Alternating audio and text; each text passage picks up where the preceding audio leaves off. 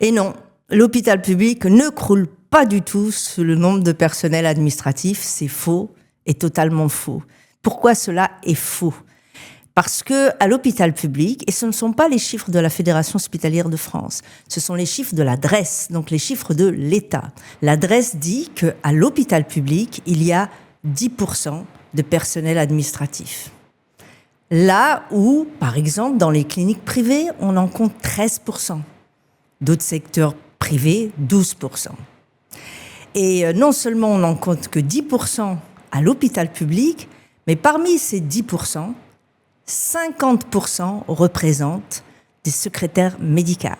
Donc la réalité, c'est qu'à l'hôpital public, il y a 5% de personnel administratif. Et que ces 5% de personnel administratif sont essentiels pour que les soignants puissent soigner les patients. Parce qu'on ne peut pas demander aux soignants de s'improviser gestionnaire de paye ou acheteur, par exemple. Ou encore même, imaginez un chirurgien qui, en plus de son tableau opératoire, devrait s'occuper de gérer la paye du personnel de son service.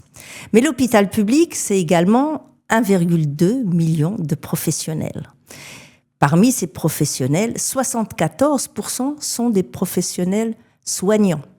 Les autres, les 26%, ce sont des manipulateurs radio, ce sont des techniciens de laboratoire, ce sont des techniciens de maintenance, de restauration, des logisticiens notamment, dont il convient de tous les saluer, parce que sans eux, l'hôpital ne fonctionnerait pas H24.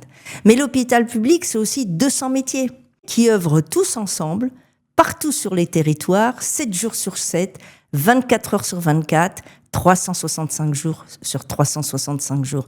Alors non, l'hôpital public ne croule pas sur le poids des personnels administratifs. L'hôpital public, c'est notre trésor national, agile, efficient, efficace, pour toutes et tous, sans aucune distinction.